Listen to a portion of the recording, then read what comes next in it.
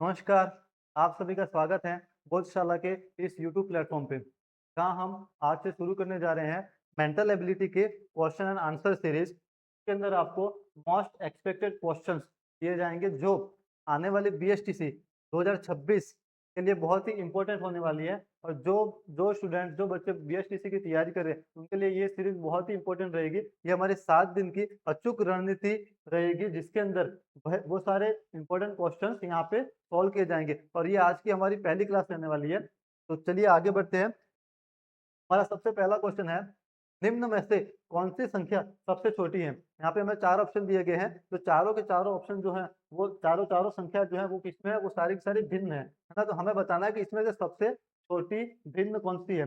अब यहाँ पे भिन्न संख्या जो होती है उसमें सबसे छोटी संख्या फाइंड करने के लिए हमें कुछ विधियों का या कुछ मेथड का यूज करना होता है, क्योंकि ये वैसे तो देखा जाए तो ये मैथमेटिक्स का क्वेश्चन है, बट हम इसको मेंटल एबिलिटी में सॉल्व कर रहे हैं, तो हमारे पास इतना टाइम नहीं होता कि हम इसको मैथमेटिकली कैलकुलेशन करने के लिए बैठे, या हम इसको डेसिमल में या दशमलव में चेंज करें और उसके बाद छोटी संख्या फाउंड करें। हम यहाँ क्या करेंगे, हम सिंपल से 2 मेथड है उनका यूज करेंगे और यहाँ पे देखेंगे कि क्या सबसे छोटी संख्या कौन सी आती है। सबसे पहले हमारे पास है 7/3, 13/7, 5/6 एंड 12/13। अब हम इसमें ये देखेंगे कि जिस संख्या का अंश जिस संख्या का अंश जो है वो हर से बड़ा है। क्या है? अंश हर से बड़ा है। अगर हम इसको डिवाइड डिवाइड करें, 7 को 3 से डिवाइड करें तो क्या होगा? ये संख्या हमारी 0 से बड़ी होगी। ऑफ कोर्स क्या होगी? 0 से बड़ी होने वाली है। तो इसका मतलब ये क्या हो जाएगी? हमारे 0 से तो बड़ी है। ठीक है? उसके बाद 13/7 ये संख्या भी हमारी क्या हो जाएगी? 0 से बड़ी है। बात करें 5/6 की, यहाँ पे जो हर है वो क्या है? अंश से छोटा है। अगर आप इसका डिवाइडेशन करो तो ये क्या होगा? हमारा 0 से तो छोटी आएगी। ये संख्या क्या आएगी? 0 से छोटी आएगी। इसमें भी देखिए, अगर 12/13 अंश छोटा है, हर बड़ा है, तो ये संख्या की हम हमारे क्या होगी? 0 से छोटी होगी। अब हमें क्या कौन सी संख्या फाइंड करनी है? सबसे छोटी संख्या, है ना? तो ये तो 0 से बड़ी है, इसका मतलब ये दोनों ऑप्शन जो है वो तो ऐसे ही एलिमिनेट हो गए। तो हमें कोई काम ही नहीं है। तो 7/3 एलिमिनेट हो गया, 13/7 एलिमिनेट हो गया। एक बात समझनी ज़रूरी है यहाँ पे, हम कर रहे हैं कॉम्पिटिशन एग्ज़ाम की तैयारी। यहाँ यहाँ हमारे पास में इतना वक़्त नहीं है कि हम इस सवाल को सॉल्व कर सकें। तो हमें क्या करना है? हमें ऑप्शन को एलिमिनेट करना सीखना है। हमने यहाँ पे 2 ऑप्शन ऐसे एलिमिनेट कर दिए, अब हमारे पास बचते केवल 2 ऑप्शन। अब एक मेथड यहाँ पे एक और काम में लेंगे, हम क्या लेंगे? हमें देखना है कि अंश और हर में क्या डिफरेंस आ रहा है। अंश और हर में क्या डिफरेंस आ रहा है ना? यहाँ पे देखेंगे 5, 6 यानी कि जो हर है वो अंश से 1 बड़ा है। कितना बड़ा है? 1 बड़ा है। 12, 13 अंश अन जो हर है वो अंश से 1 बड़ा है। जब भी आपको ये डिफरेंस दिख जाए, इन्हीं 2 संख्याओं का आप कंपैरिज़न कर रहे हो, जब भी आपको ये डिफरेंस दिख जाए, आँख बंद करके हमें क्या करना है? जो सबसे छोटी भिन्न दिख रही है, जिसका हमें अंश छोटा दिख रहा है, वो संख्या हमारी क्या हो जाएगी? सबसे छोटी हो जाएगी। तो हमारा राइट ऑप्शन क्या हो जाएगा? 5/6 हमारी सबसे छोटी संख्या है। चलिए इसके साथ ही बढ़ते हैं हम नेक्स्ट क्वेश्चन की ओर। बहुत ही ईज़ी मेंटल एबिलिटी में ज़्यादा इतने हार्ड क्वेश्चन नहीं आते, बहुत ही ईज़ी क्वेश्चन आते हैं। नेक्स्ट क्वेश्चन, शब्दों की विषम जोड़ी को चुनिए। हमें यहाँ पे क्या करना है? विषम जोड़ी को चुनना है। सबसे पहला ऑप्शन, गाय बछड़ा, कुत्ता कुतिया, शेर शावक, कछुआ कुर्म। ये जो कुर्म है, टर्टल, कछुए का जो बच्चा होता है उसको कुर्म बोला जाता है। अब आप यहाँ पे सारे ऑप्शन को अगर ध्यान से देखोगे तो गाय बछड़ा जानवर और उसके बच्चे से संबंधित है। शेर शावक जानवर और उसके बच्चे से संबंधित है। कछुआ कुर्म जानवर और उसके शेर से संबंधित है। बट जो ऑप्शन हमारा बी है, ये किसको दर्शाता है? यहाँ पे दोनों जानवर मेल और फीमेल है, तो हमारा विषम जोड़ी जो हो जाएगी वो हो जाएगा ऑप्शन बी। हमारा क्या है? विषम जोड़ी है। इसी के साथ नेक्स्ट क्वेश्चन की ओर ध्यान देते हैं। हमारा जो नेक्स्ट क्वेश्चन है वो है संबंध रिलेटेड। यहाँ पे क्या है? रिलेशन बताना हमें। तो ये जो रिलेशन वाले, तो पिता पुत्र बेटा बेटी, ये वाले जो क्वेश्चन है वो थोड़े थोड़े से कंफ्यूजिंग होते हैं, बट हमें कंफ्यूज नहीं होना है। इन क्वेश्चन को हमें थोड़ा सा क्या करना है? डायग्राम से, यानी रेख आलेख जो बोलते हैं, डायग्राम बना के, एल्गोरिथम बना के हमें इसको सोल्व करना है। हम देखेंगे पी एम का बेटा है। जो पी है वो क्या है? एम का बेटा है, यानी कि एम तो हो गया उसका पेरेंट्स, और पी जो है वो एम का बेटा है। आगे क्या बोल रहा है? क्यू ओ की पोती है। क्यू ओ की पोती है जो पी का पति है, यानी कि जो ओ है वो क्या है? पी का पति है। और यहाँ पे एम पी का बेटा है ना, तो हम करेंगे पी ऊपर और m को रखेंगे नीचे, क्योंकि m जो है वो p का बेटा है, तो p ऊपर आएगा और m नीचे आएगा। फिर बता रहा है q o की पोती है, जो p का पति है, तो ये जो o है वो क्या है, p का पति है। तो अगर पति है किसी किसी में पति पत्नी का रिलेशन है तो हम उसको पैरेलल रखेंगे, है ना। तो यहाँ पे हो जाएगा p का पति है o, p का पति कौन है o, और इस o की पोती कौन है, q जो है वो o की पोती है। इस o की पोती है, एक स्टेप नीचे जा रही है q, ठीक है। फिर क्या बोल रहा है, तो m का o से क्या रिश्ता है, हमें बताना है कि इस m का o से क्या रिलेशन है। सीधा सीधा दिख रहा है हमें, ये दोनों हस्बैंड वाइफ है और m जो है वो p का बेटा है, तो इसका मतलब इन दोनों का रिलेशन क्या हो जाएगा, m जो है वो क्या होगा, o का पुत्र होगा। सिंपल सा क्वेश्चन है, बस हमें अगर इन क्वेश्चन को क्या करना, थोड़ा सा डायग्राम बना के सॉल्व करेंगे तो ये क्वेश्चन बहुत ही इजीली सॉल्व हो जाएंगे। तो इसी के साथ हम बढ़ते हैं नेक्स्ट क्वेश्चन की ओर। दिए गए विकल्पों में से कौन सा विकल्प विषम है, फिर से वही विषम विकल्प चुनने का ऑप्शन आ गया। ऐसे क्वेश्चन तो बहुत ही इजी होते हैं, बस हमें थोड़ा सा इसमें ध्यान देना है। सबसे पहले क्या दे रखा है, हॉकी स्टैनले कप, यहाँ पे एक कप दे रखा है और बता रखा है कि हॉकी जो खेल है क्या उसका स्टैनले कप से कोई रिलेशन है, यस ऑफकोर्स इसका रिलेशन है। Badminton Vijay Hazare trophy, badminton का विजय हजारे ट्रॉफी से कोई रिलेशन नहीं है। विजय हजारे ट्रॉफी जो है वो क्रिकेट से रिलेशन रखता है, किससे, क्रिकेट की एक सीरीज है ना। तो यहाँ पे हमारा सीधा सीधा जो विषम ऑप्शन है वो बी हो जाएगा। अगर दूसरा ऑप्शन भी हम चेक कर लेते हैं, क्रिकेट आईपीएल, ऑफकोर्स आईपीएल जो है वो पूरे वर्ल्ड का फेमस क्या बोले एक सीरीज चलती है ना। फुटबॉल फीफा, ऑफकोर्स फुटबॉल का और फीफा का रिलेशन, तो हमारा सही आंसर हो जाएगा बी। चलिए नेक्स्ट क्वेश्चन की ओर बढ़ते हैं।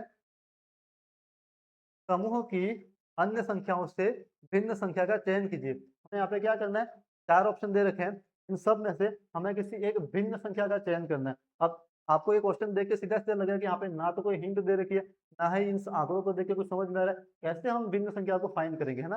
तो इसके लिए मैं थोड़ा सा दिमाग का थोड़ी सी चीजों को रिकॉल करना, और कुछ चीजें ऐसी होती है जिन्हें हमें याद रखना होता है। अब हम देखेंगे यहाँ पे 244, 324, 352 और 136, यहाँ पे कहीं ना कहीं हम देखें तो ये एक पूर्ण वर्ग की ओर इंडिकेट कर रहा है, यानी कि पूर्ण वर्ग जिसे बोले हम वर्गमूल बोलते हैं ना, तो वर्गमूल की ओर इंडिकेशन जा रहा है कि कोई संख्या, अगर ऐसे क्वेश्चन आ जाते हैं ना जिसमें हमें कोई आइडिया नहीं लग रहा है, तो हमें तुरंत हमें ये सोचना है कि क्या ये वर्गमूल की ओर इंडिकेट है, क्या ये घनमूल की ओर इंडिकेट है ना। इसी क्वेश्चन से हमें सीधा आंसर यहाँ पे इसी टाइप से सीधा आंसर हम फाइंड कर पाएंगे। तो हम देखते हैं कि 244 क्या ये पूर्ण वर्गमूल है, नहीं है। 324, 324 पूर्ण वर्गमूल है, किसका है, तो इसके लिए हमें क्या करना होगा, आपको एक से लगा के 20 तक, मिनिमम बोल रहा हूँ मैं, एक से लगा के मिनिमम 20 तक के वर्गमूल याद होने चाहिए। 11 का वर्गमूल क्या होगा, 12 का वर्गमूल क्या होगा, जैसे 11 का वर्गमूल हो जाएगा आपके 121, 12 का हो जाएगा आपके 144, 13 का हो जाएगा आपके 169। इसी टाइप से आपको और भी सारे भी संख्या उन सबका वर्गमूल याद होना चाहिए। तो यहाँ पे जो होता है इन सबका कोई भी वर्गमूल नहीं होता, केवल संख्या 324 जो किसका वर्गमूल है, 18 का वर्गमूल। 18 का स्क्वायर करोगे आप तो आपका आंसर आएगा 324। नेक्स्ट, यदि शब्द ब्रेक BREAK को अंग्रेजी वर्णमाला में के क्रम में व्यवस्थित किया जाए तो कितने अक्षरों का स्थान अपरिवर्तित रहेगा। हमें क्या करना है, यहाँ पे जो ब्रेक शब्द दिया गया है उसके जितने भी वर्ड है, एक एक वर्ड जो है या अल्फाबेट जो है उसको हमें ABCD यानी कि अल्फाबेट्स के थ्रू क्या करना है, अरेंज करना है। उसके बाद देखना हमें कि कितने शब्दों का क्रम चेंज होता है और कितनों का नहीं होता है। सबसे पहले हम शुरुआत करेंगे, ए को हम ले आएंगे सबसे आगे, ये आ गया हमारा ए। उसके बाद आएगा बी, उसके बाद क्या आता है ई, उसके बाद आएगा के, और अल्फाबेट के अनुसार सबसे लास्ट में आएगा आर। अब हम यहाँ देखेंगे पी का स्थान परिवर्तित हो रहा है, आर का क्रम चेंज हो रहा है, ई का क्रम जो वो एज इट इज है, ई जहां था पहले वहीं पे है। ए का भी क्रम चेंज हो रहा है, के का भी क्रम चेंज हो रहा है। तो केवल एक ही वर्ड है जिसका क्रम चेंज नहीं हो रहा है, तो हमारा आंसर हो जाएगा सिंपली ए। नेक्स्ट क्वेश्चन, हम मित्र ABCDE और F केंद्र की ओर मुंह करके एक व्रत में खड़े हैं।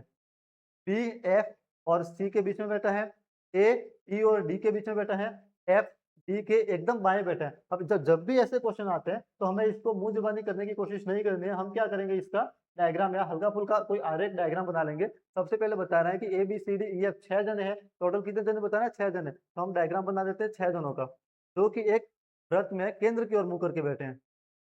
ये बना दिया हमने डायग्राम। फिर क्या बोल रहे हैं, बी एफ और सी के बीच में बैठा है। बी जो है वो बीच में बैठा पता है, एफ और सी के बीच में बैठा, लेकिन एफ और सी जो है वो कहाँ बैठे वो हमें नहीं पता है। हम क्या करेंगे, एफ और सी की संभावित क्या करते हैं, हम संभावित पोजीशन यहाँ पे मार्क कर देते हैं। और बी जो है वो इन दोनों के बीच में बैठा हुआ है। उसके बाद ए जो है वो ई और डी के बीच में बैठा है। तो ई और डी की हमें पोजीशन नहीं पता है ना, इसको भी हम संभावित कर लेते हैं। हो सकता है ई और डी इन दोनों में से किसी एक जगह पे होगा, ई और डी इन दोनों में से किसी एक जगह पे होगा। और बीच में कौन बैठा है, ए बैठा है। अब क्या बता रहे हैं, एफ डी के एकदम बाएं बैठा है। एफ जो है वो डी के एकदम बाएं यानी कि लेफ्ट साइड में बैठा है। अब देखो क्या यहाँ पे एफ जो है वो लेफ्ट साइड में है, नहीं है, क्योंकि वो केंद्र की ओर मुंह करके बैठे। जब केंद्र की ओर मुंह करके बैठे हैं तो एफ जो है वो डी के क्या होगा, राइट साइड में होगा। अगर हम बात करें यहाँ पे केंद्र की ओर मुंह करके बैठे हैं तो एफ जो है वो डी के कहाँ बैठा है, लेफ्ट साइड में बैठा है। तो इसका मतलब हमारा जो पोजिशन है वो क्या हो जाएगा, यहाँ से इधर पोजीशन हो गई एफ की, इधर पोजीशन हो गई डी की, और इधर पोजीशन हो गई ई की, इधर पोजीशन हो गई सी की। तो जो पोजीशन है क्रम हमारा ये हो जाएगा। आंसर क्या हमें पूछ क्या रहा है, ए और एफ के बीच कौन बैठा है, ए और एफ के बीच में कौन बैठा है, तो कौन बैठा है, डी। हमारा आंसर हो जाएगा ए। बहुत ही इजी क्वेश्चन, बहुत ही इजी क्वेश्चन रहते हैं। बस हमें थोड़ा सा ध्यान देना है और थोड़ा सा हमें क्या करना है, यहाँ पे अगर कहीं चीज समझ में नहीं आ रही है तो उसका हमें क्या करना है, आरेख बना देना है। नेक्स्ट, डी ए, डी का एक भाई ए है, डी का एक भाई ए है। यहाँ पे बात आ रही है भाई की है ना, तो हमें डी रखेंगे यहाँ पे और भाई बता रहे हैं। हम इनको पैरेलल ले लेंगे, बट क्या करेंगे, हम इसको कोई एरो से डिनोट नहीं करेंगे। डी ए का क्या है, भाई है। डी पुत्र है पी का। ये जो डी है वो किसका पुत्र है, पी का। अगर पी इसके पिता है तो हम उसको पेरेंट के हिसाब से हम क्या करेंगे, उसको ऊपर की ओर डिनोट करेंगे और यहाँ पे लिख देंगे पी। पी पिता है पी का, पी जो है वो पिता है किसका, पी का। यानी कि पी का भी ऊपर एक और आरेख आएगा जिसमें लिखा जाएगा बी। संबंध के संदर्भ में ए क्या है बी का, हमें बताना है कि जो ए है वो बी का क्या है। तो सीधा सामने दिख रहा है, ए जो है वो बी का क्या हो जाएगा, पोता हो जाएगा। हमारा राइट ऑप्शन हो जाएगा बी। ये जो रिलेशन वाले जो क्वेश्चन होते हैं उसमें जरूर ये है कि कभी कभी हो सकता है आप सीधा इसको देखते ही क्वेश्चन का आंसर दे दो, बट इससे क्या होता है, कंफ्यूजन थोड़ी सी बढ़ जाती है। तो हमें इस तरीके से डायग्राम बना के इस क्वेश्चन को सॉल्व करेंगे तो कभी भी गलत नहीं होगा। नेक्स्ट क्वेश्चन, चार खिलाड़ी पी क्यू आर और एस एक खेल के मैदान में इस प्रकार खड़े हैं कि क्यू पी के पूर्व में है। फिर से वही क्वेश्चन हम देख लेते हैं, यहाँ पे क्या बता रहा है वो, Q जो है वो P के पूर्व में है। यानी कि ये जो Q है वो कहाँ है, P के पूर्व में। ये P है और उसकी पूर्व दिशा में Q है। R P के दक्षिण में है, तो जो P है उसके दक्षिण में कौन है, R। S P के उत्तर में है, S जो है वो P के उत्तर में है, S P के उत्तर में है। S Q की किस दिशा में खड़ा है, हमें बताना है कि जो S है वो Q की किस दिशा में खड़ा है ना। तो ये जो Q है और ये हमारा हो गया S, तो S Q की किस दिशा में है, उत्तर पूर्व। एक मिनट, थोड़ा सा, Q जो है वो P के पूर्व में है, Q जो है वो P के पूर्व में है। यहाँ पे थोड़ी सी मिस्टेक हो रही है। Q जो है वो हमारा P के पूर्व में, यानी कि Q आएगा हमारा यहाँ पे, है ना। और S जो है वो Q के S Q की किस दिशा में है ना, तो S हो जाएगा हमारा Q की उत्तर पश्चिम दिशा में। कौन सी दिशा में, उत्तर पश्चिम दिशा में, यानी कि हमारा ऑप्शन सी राइट हो जाएगा। चलिए बढ़ते हैं नेक्स्ट क्वेश्चन की ओर। किसी तख्त पर 5 मित्र ए बी सी डी और ई इस प्रकार बैठे हैं कि, कोई एक तख्त है यानी कि कोई बेंच है जिसपे ए बी सी डी ई 5 मित्र बैठे हुए हैं। ए सी के निकटतम बाएं बैठा है, बाएं यानी कि लेफ्ट साइड में बैठा है। सी जो है वो ए के बाएं तरफ बैठा है ना, तो ये जो ए हो गया और उसकी बाईं तरफ कौन बैठा है, सी। बी ए और डी के दाएं बैठा है। बी जो है वो ए से और डी से दाईं तरफ बैठा है ना, तो बी जो है वो ए से दाईं तरफ ही है और डी के भी दाईं तरफ है। तो यहाँ पे तो आ गया बी, इसका मतलब जो डी है वो कहीं ना कहीं इस तरफ ही होगा, ठीक है। ई जो है वो सी और ए के बाएं बैठा है। ई जो है वो सी और ए के बाएं बैठा हुआ है। तो यहाँ पे आ जाएगा आपका ई। बीच में कौन बैठा है, हमें बताना है कि बीच में कौन बैठा है, सबसे बीच में कौन बैठा हुआ है। तो यहाँ पे हमने देखा था ई जो है वो सी और ए के बाएं बैठा हुआ है। बी जो है वो ए और डी के दाएं बैठा है, ए के भी दाएं बैठा है और डी के भी दाएं बैठा है ना। तो यहाँ पे हमारा डी कहीं न कहीं बीच में आएगा, तो इसका हमारा ऑप्शन हो जाएगा सी जो है वो ए के निकटतम बाएं बैठा है। सी जो है वो ए के निकटतम बाएं बैठा है। सी जो है वो ए और डी के दाएं बैठा है। सी जो है वो ए के भी और डी के भी दाएं बैठा है। ई जो है वो सी और ए के बाएं बैठा है। ई जो है वो सी और ए के बाएं बैठा है, यानी कि डी हमारा आएगा यहाँ पे। तो हमारा बीच में कौन बैठा है, तो बीच में हमारा बैठा है ए। नेक्स्ट क्वेश्चन की ओर बढ़ते हैं। दिए गए विकल्पों में से संबंधित शब्द चिन्ह चिन्हित कीजिए। फिल्म, निर्देशित, निर्देशक, पत्रिका। तो फिल्म का संबंध जिससे किससे है, निर्देशक के। उसी प्रकार हमें बताना है कि पत्रिका का संबंध किससे है। सबसे पहले बताना है प्रकाशक, लेखक, संपादक या पाठक। फिल्म को निर्देश करना है, यानी कि डायरेक्ट कौन करता है, निर्देशक करता है। उसी प्रकार से पत्रिका जो है उसको डायरेक्ट या निर्देश कौन करेगा, तो वो काम होता है संपादक का। तो यहाँ हमारा राइट ऑप्शन हो जाएगा सी। नेक्स्ट क्वेश्चन की ओर बढ़ते हैं। एक परिवार में पी क्यू की पुत्री है और क्यू आर की माता है, आर टी का पिता है। तो पी टी से किस प्रकार संबंधित है। फिर से वही क्वेश्चन, पिता पुत्र या रिलेशन वाला संबंध। सबसे पहले बताना है कि पी क्यू की पुत्री है। पी जो है वो क्यू की पुत्री है, यानी कि यहाँ पे आएगा पी और क्यू आएगा। और ये बताना है पी जो है वो पुत्री है, इसका मतलब ये हमारी क्या होगी, पुत्री, यानी कि ये फीमेल है। और क्यू आर की माता है। क्यू जो है वो आर की भी माता है। किसकी माता है, आर की माता है। तो आर जो है तो यहाँ आ गया, तो इसका मतलब ये माता है, इसका मतलब ये क्या होगी हमारी, ये फीमेल है। आर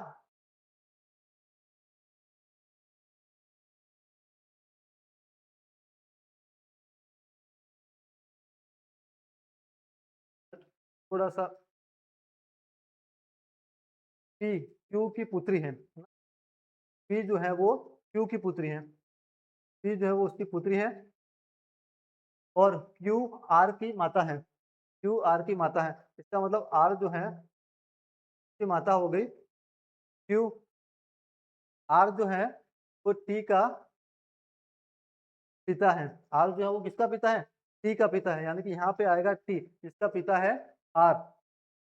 पी टी से किस प्रकार संबंधित है, हमें बताना है कि जो पी है वो जो पी है वो टी से किस प्रकार संबंधित है। तो ये तो फीमेल है और ये इसकी बहन हो गई, ये इसकी बहन है। और तो इसका मतलब आर का जो बेटा है वो पी से किस प्रकार संबंधित होगा, बुआ और मौसी के रिलेशन से। किससे, बुआ और मौसी के रिलेशन से। चलिए बढ़ते हैं नेक्स्ट क्वेश्चन की ओर। निम्नलिखित शब्दों को शब्दकोश में दिए गए क्रम के अनुसार लिखें। यहाँ पे हमें शब्दकोश का क्रम, यानी कि जो हमारे अल्फाबेट का जो क्रम है उसी क्रम में हमें इसको क्या करना है, हमें अरेंजमेंट करना है। सबसे पहले क्रिटिकल, क्रिटेरियन, क्राइसिस और क्रिस्प। हम यहाँ देखेंगे कि यहाँ पे क्या आ रहा है, C R I T and C R I. यहाँ तक तो हमारा अल्फाबेट बिल्कुल ही सही है ना। उसके बाद जो आ रहा है वो आ रहा है, यहाँ पे आई आ रहा है, यहाँ पे ई आ रहा है और यहाँ पे आ रहा है एस और यहाँ पे आ रहा है एस। हमें किस क्रम में जोड़ना है इसको, अल्फाबेट के क्रम में जोड़ना है। तो हम देखेंगे कि जो आई है, तो थर्ड नंबर का जो हमारा जो अल्फाबेट आ रहा है वो इस वाले अल्फाबेट में,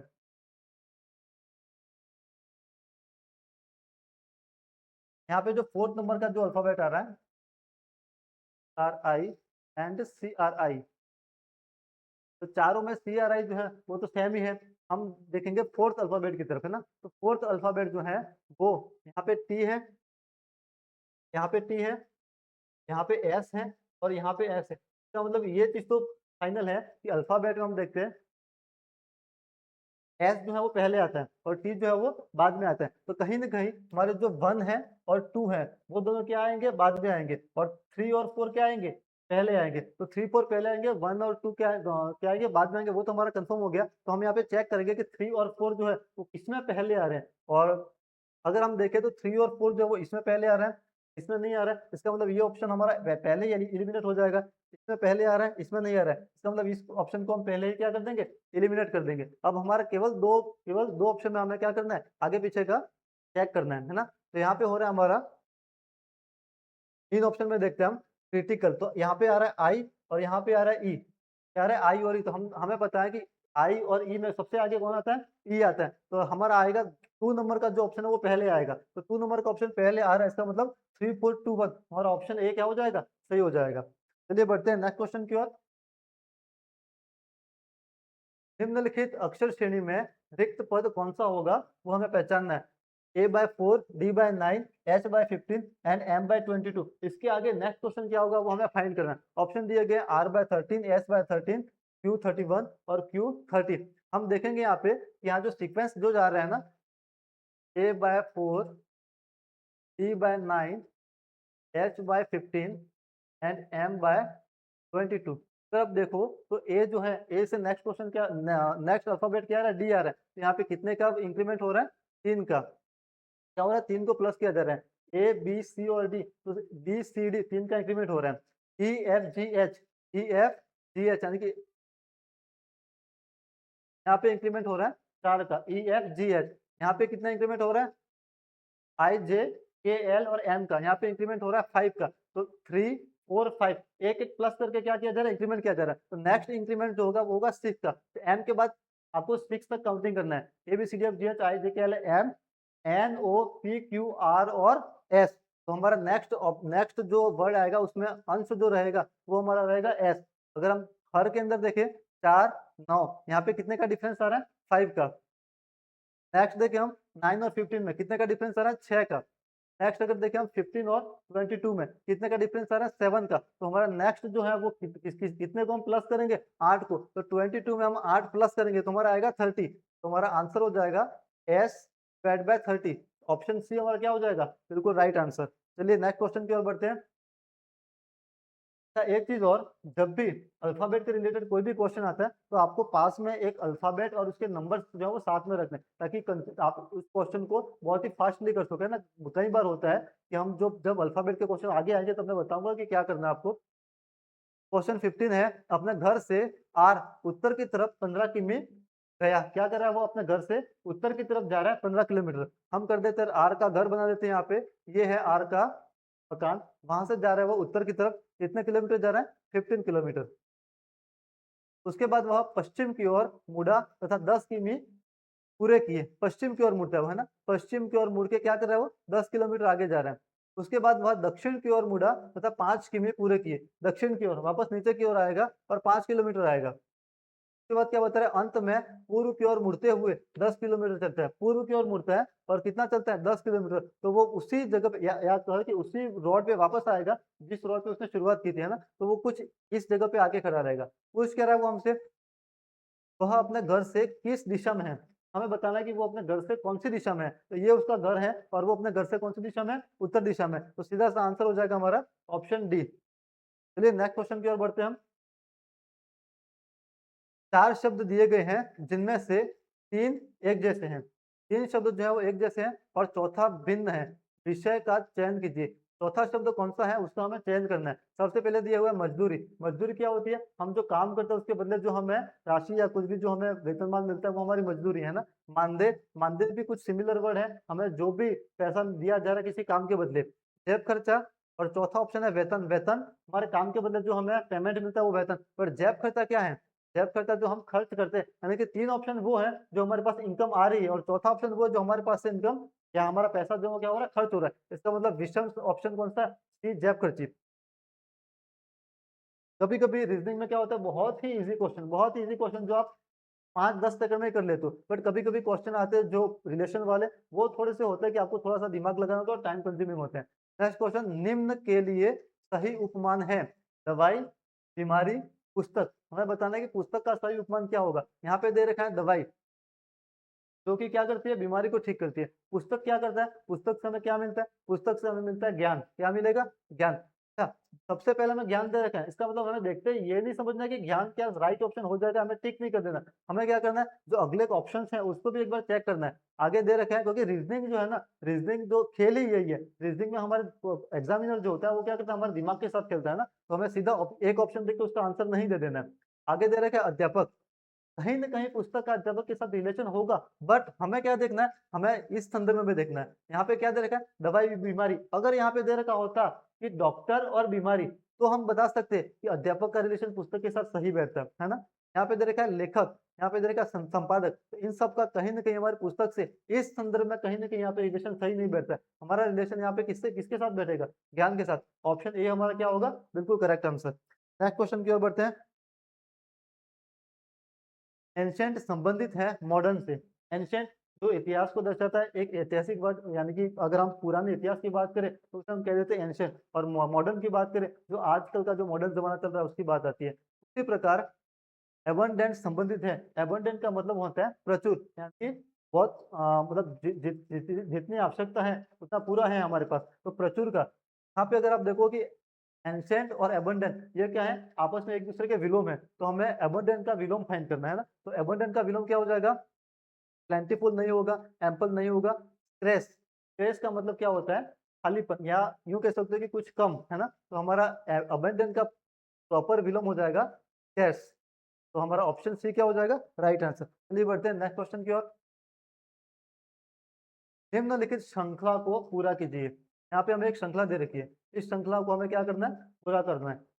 6, 12, 36, 144 एंड 720। हमें देखना है, फिर से ये वही क्वेश्चन है, हमें क्या करना है, हर एक संख्या का जो भी उनका डिफरेंस है वो डिफरेंस पता करना है ना। सबसे पहले दे रखा है 6, 12, 36, 144 एंड 720। अगर आप देखोगे 6 और 12 का रिलेशन, अगर आप 6 में 2 को मल्टीप्लाई करोगे तो आ जाएगा हमारा 12। सिमिलरली 12 में 12 को मल्टीप्लाई करोगे 3 से तो आएगा हमारा 36। 36 को मल्टीप्लाई करोगे 4 से, इससे 4 से, तो आपका आएगा 144। 144 को मल्टीप्लाई करोगे आप 5 से तो आपका आएगा 720। तो यहाँ पे देख रहे हो आप 2, 3, 4, 5, एक एक संख्या को बढ़ा के हम क्या करते जा रहे हैं? मल्टीप्लाई करते जा रहे हैं। तो 720 को हम मल्टीप्लाई करेंगे 6 से, तो हमारा क्वेश्चन क्या आएगा? 725 को मल्टीप्लाई करेंगे 0, 2 और 43, तो हमारा सही ऑप्शन हो जाएगा 4320। मल्टीप्लाई करने की जरूरत नहीं है आपको इतना, ये मल्टीप्लिकेशन तो आपको ऐसे ही नॉर्मली कर सकते हो। मैं उम्मीद करता हूँ अगर नहीं होता है तो हम आगे देख लेंगे इन चीजों को। नेक्स्ट क्वेश्चन, प्रश्न चिन्ह के स्थान पर लुप्त शब्द चुने। हमें यहाँ पे जो लुप्त शब्द है उसको फाइंड करना है। यहाँ पे दे रखा है तेल, स्नेहक। तेल क्या काम करता है? स्नेहक का काम करता है ना। उसी प्रकार पानी क्या काम करेगा? हमें देखना है, ऑप्शन दे रखे हैं जल योजन का, प्यास का, पेय का, या वर्षा का। अब तेल का स्नेहक के साथ जो रिलेशन है, हमें वही रिलेशन पानी का फाइंड करना है कि किसके साथ हो सकता है। पानी का रिलेशन तो हम नॉर्मली देखते हैं कि प्यास से होता है, वो क्या करता है? प्यास बुझाता है। बट यहाँ पे हमें ध्यान से देखना है, हमें जल योजन का मतलब भी आना चाहिए। जल योजन क्या होता है? जल योजन का मतलब अगर आपकी बॉडी में जल की कमी हो रही है ना, तो जल की कमी को पूरा कौन करता है? पानी पूरा करता है। तो हमारा सही ऑप्शन हो जाएगा ए, जल योजन। नेक्स्ट क्वेश्चन की ओर बढ़ते हैं। निम्नलिखित श्रृंखला में प्रश्न चिन्ह के स्थान पर कौन सा विकल्प आएगा? फिर से यहाँ पे दे रखा है हमें प्रश्न चिन्ह, बीच में हमारा एक जो भी संख्या जो है वो मिसिंग है, तो हमें बताना है कि कौन सा ऑप्शन हमारा करेक्ट होगा। ई, जी, के, एच, जे, एन। हम देखेंगे यहाँ पे कौन सी संख्या जो है वो इंक्रीमेंट करिए। अगर हम देखें ई और एच का डिफरेंस, ई, जी, के, एच, जे, एन। अगर हम देखेंगे ई का एच से, तो ई के बाद एच आता है तो कितने वर्ड इंक्रीज हो रहे हैं? यहाँ पे आपके हो रहे हैं 3 वर्ड प्लस हो रहे हैं, A B C D E F G H. 3 word को आप प्लस करोगे तो आपका आएगा एच। सिमिलरली जी से जे तक जाने में A B C D F, A B C D E F G H G, अगर आप देखो जी के बाद में एच तक जाओगे तो आपके कितने वर्ड इंक्रीज होंगे? +3। सिमिलरली के बाद एन, कितने अल्फाबेट इंक्रीज किए जाएंगे यहाँ पे भी +3। तो हमें आगे नेक्स्ट जो क्वेश्चन मार्क दे रखा है उसके लिए भी हम सिमिलरली यही पैटर्न को फॉलो करेंगे। एच के बाद एच के बाद 3 वर्ड को प्लस करेंगे, है ना। मैंने आपको थोड़ी देर पहले यही बताया था कि आपको पास में अल्फाबेट का जो पूरी पूरी अल्फाबेट होती है उसको लेके बैठा है, ताकि ऐसे क्वेश्चन में आपको, जैसे कि मैं आपको बता देता हूँ यहाँ पे,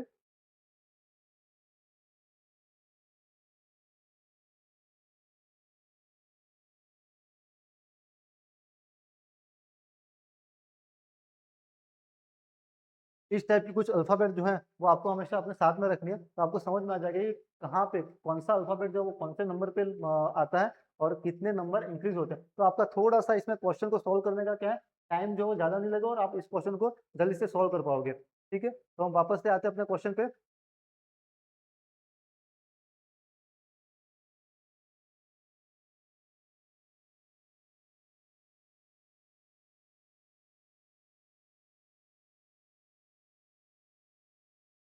यस,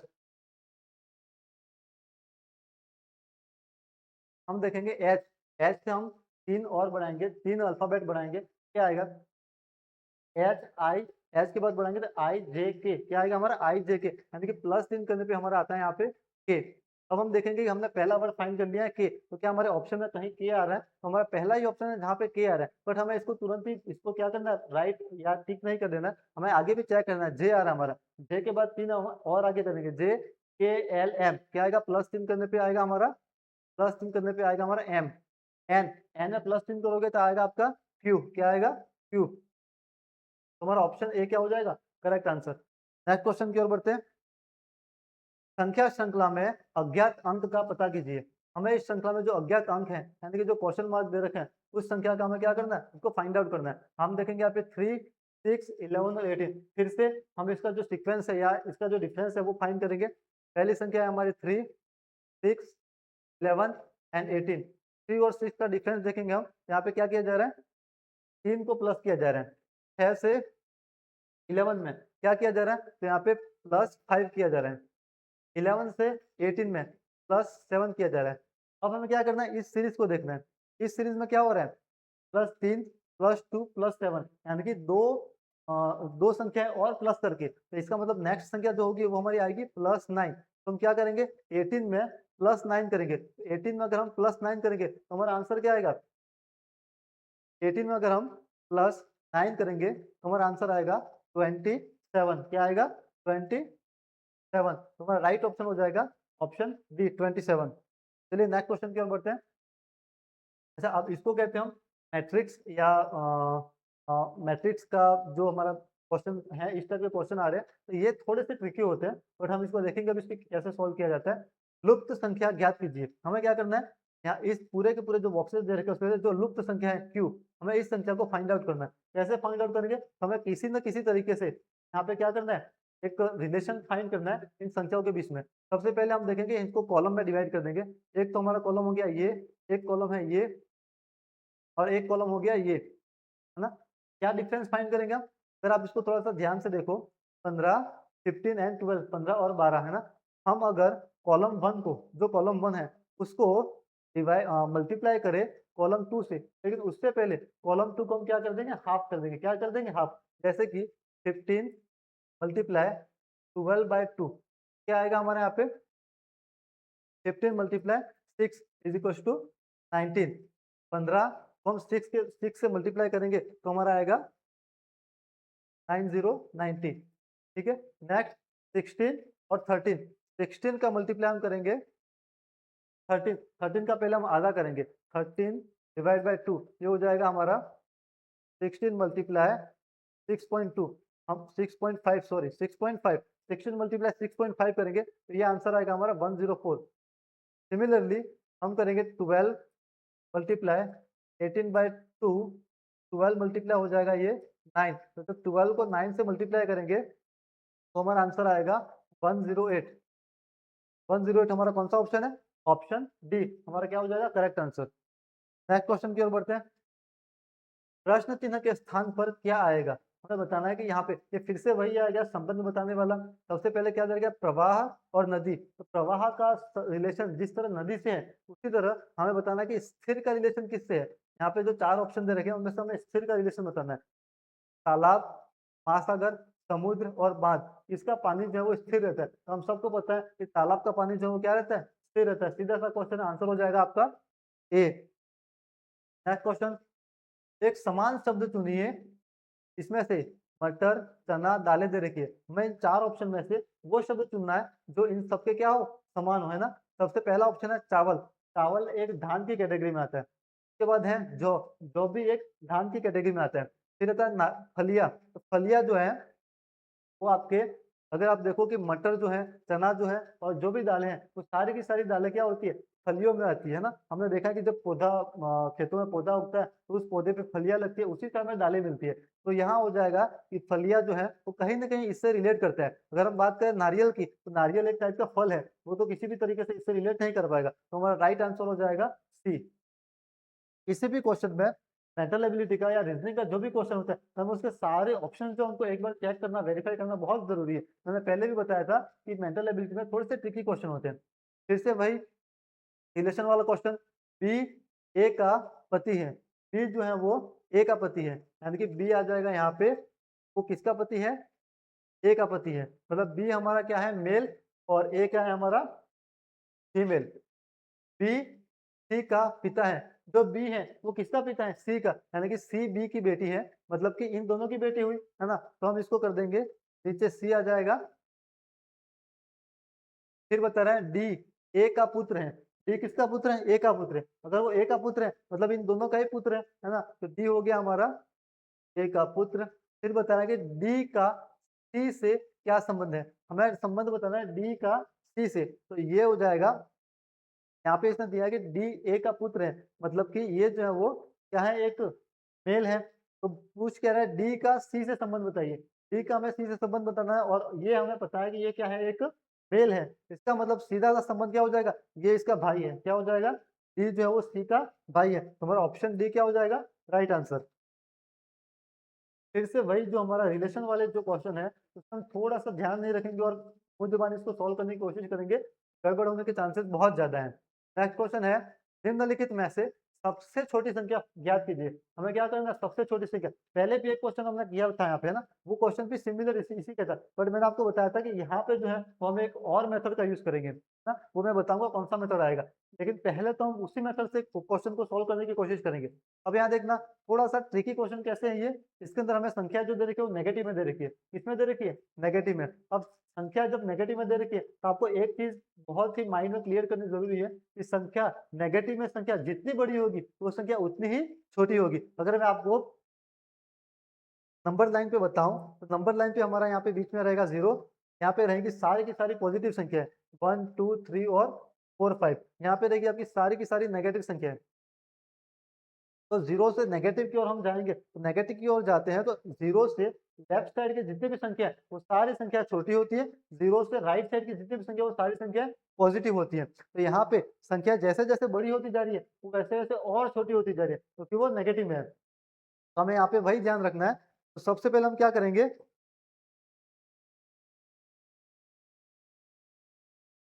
हम यहाँ पे सबसे बड़ी संख्या, पहले हम क्या ज्ञात करेंगे, सबसे बड़ी संख्या को फाइंड आउट करेंगे। सबसे बड़ी संख्या को हम अगर फाइंड आउट कर लेते हैं ना, तो इसका मतलब क्या हुआ, वो नेगेटिव में है। सबसे बड़ी संख्या हमारी नेगेटिव में रहेगी तो वो ऑटोमेटिक क्या हो जाएगी, सबसे छोटी हो जाएगी। तो हम देखेंगे कि सबसे बड़ी संख्या कौन सी है। तो पहले याद करना, मैंने आपको उस क्वेश्चन में बताया था कि जिसका अंश बड़ा है, जिसका अंश क्या है, हर से बड़ा है, इसका मतलब वो संख्या जीरो से क्या हो गई, बड़ी होगी। तो उसका तो हमें यहाँ कोई, वो संख्या जीरो से बड़ी होगी। तो हम देखते हैं यहाँ पे, सबसे पहले हम लेंगे 12/19, 27/13, 56/28, और एक है हमारा 3/14। अब हम अभी फिलहाल के लिए क्या कर रहे हैं, बड़ी संख्या को फाइंड आउट कर रहे हैं। क्यों, क्योंकि बड़ी संख्या को हम जैसे ही नेगेटिव करेंगे तो वो ऑटोमेटिक सबसे छोटी संख्या हो जाएगी, है ना। सबसे बड़ी संख्या फाइंड आउट करने के लिए देखना, 12/19, 12/19। तो हमारा इसका, मैंने अभी बताया 12/19, इसका मतलब ये संख्या क्या होगी, जीरो से छोटी होगी। ये तो होगी जीरो से छोटी। 27/13 ये होगी हमारे जीरो से बड़ी। 56/28 ये भी होगी हमारे 0 से बड़ी। 3/14 ये हो जाएगी हमारे 0 से छोटी। तो अभी हम क्या कर रहे हैं, अभी हम बड़ी संख्या फाइंड आउट कर रहे हैं। इसका मतलब इन दो ऑप्शन को तो हम क्या करेंगे, पहले ही एलिमिनेट कर देंगे। तो हमारा 12/19 एलिमिनेट हो गया, 3/14 ये भी एलिमिनेट हो गया। तब किन दो संख्याओं के बीच कंपैरिजन बाकी रहा, 27/13 और 56/28। देखते हैं हम यहाँ पे। अब यहाँ देखता, मैंने आपको जो पहले एक मेथड बताया था ना, उस मेथड में क्या बताया था, अंश और हर का डिफरेंस अगर एक का है तो हम सीधा सीधा किसको, जो सबसे छोटी संख्या उसको हम छोटी संख्या मान लेते हैं और जो बड़ी है उसको बड़ी मान लेते हैं। बट यहाँ तो अंश और हर का हमें कोई डिफरेंस पता चल ही नहीं रहा है ना, दोनों ही अपना क्या बहुत ज्यादा डिफरेंस है। तो इस सिचुएशन में हम क्या करेंगे, इसका हम क्रॉस मल्टीप्लाई करेंगे। क्या करेंगे, क्रॉस मल्टीप्लीकेशन। सबसे पहले हम करेंगे 27 का 28 के साथ मल्टीप्लाई, 27 का 28 के साथ मल्टीप्लाई करेंगे, आंसर आएगा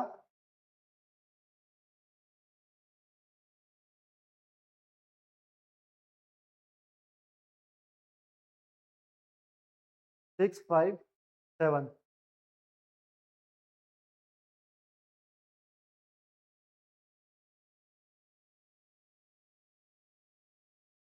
7 8 जा 56, यहाँ पे आएगा 5 आपका कैरी, 8 8 2 जा 16, 16 में हम 5 ऐड करेंगे तो ये हो जाएगा हमारा 21 मल्टीप्लाई 7 2 जा 14, कैरी 1, 2 2 जा 4 और 1 5। आंसर हो जाएगा आपका यहाँ पे 6 5 और 7। ये तो आ गया आपका इसका मल्टीप्लिकेशन। अब हम करेंगे 13 का 56 के साथ मल्टीप्लाई, 56 का मल्टीप्लाई 13 के साथ, 18 कैरी 1 10 6 और 5। यहाँ आंसर आ जाएगा आपका 8 2 1 और 7 728। तो हम अभी क्या कर रहे हैं, सबसे बड़ी संख्या फाइंड आउट कर रहे हैं। तो आपका 756 जो है वो क्या है, संख्या ये बड़ी है। तो इसका मतलब आपका जो भिन्न संख्या है 27/13 वो सबसे बड़ी संख्या है। 27/13 क्या है, सबसे बड़ी संख्या। बट हमने हमारा ऑप्शन में जो दे रखा है वो क्या दे रखा है, नेगेटिव में दे रखा है। तो जब हम 27/13 को नंबर रेखा पे देखेंगे तो वो हमारे नेगेटिव में आएगी। इसका मतलब नेगेटिव में वो क्या हो जाएगी, सबसे छोटी संख्या। इसका मतलब ऑप्शन जो बी है वो हमारा क्या हो जाएगा, बिल्कुल ही करेक्ट आंसर। चलिए बढ़ते हैं नेक्स्ट क्वेश्चन की ओर। रिक्त स्थान को भरिए। तो यहाँ पे एक डायग्राम दे रखा है जिसके अंदर 5 7 11 और एक ऑप्शन दे रखा है वो क्या है, ब्लैंक है या क्वेश्चन मार्क है, उसको हमें फिलअप करना है। हमें यहाँ पे फिर से वही देखेंगे कि इन संख्याओं में क्या क्या डिफरेंस आ रहा है या क्या इसके अंदर इंक्रीमेंट हो रहे हैं। 5 7 11, जब हम 5 से 7 की बात करते हैं तो कितना इंक्रीमेंट हो रहा है, 2 का।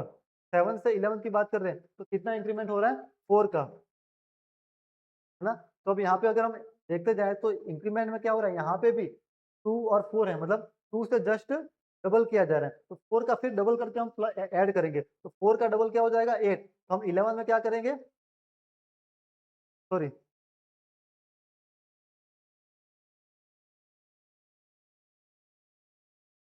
यहाँ पे 2 का गैप है, डबल नहीं करेंगे हम। यहाँ पे देख रहे हैं हम कि 2 जो है उसके अंदर 4 2 ऐड किया जा रहा है तो हमारा आ रहा है 4। सिमिलरली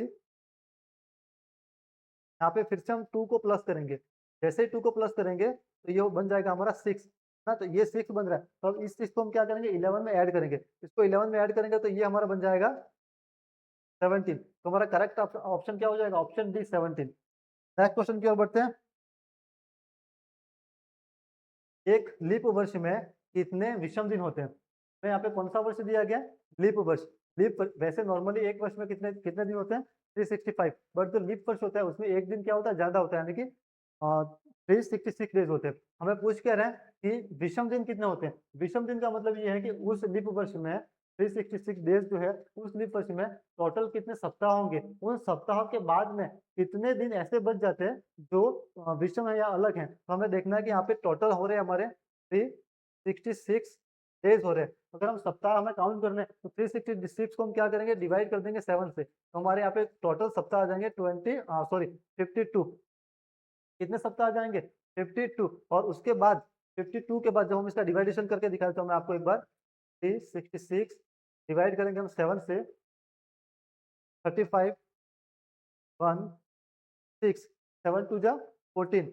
7 टू जा 14, तो यहाँ पे हमारा संख्या बच जाएगी 2। तो 52 तो आपके हो गए सप्ताह, वीक है ना, और उसके अलावा 2 दिन ऐसे जो आपके अलग से बच जाते हैं, तो इसका मतलब हमारे विषम दिनों की संख्या हो जाएगी यहाँ पे 2, जो कि हमारा करेक्ट आंसर है। चलिए नेक्स्ट क्वेश्चन की ओर बढ़ते हैं।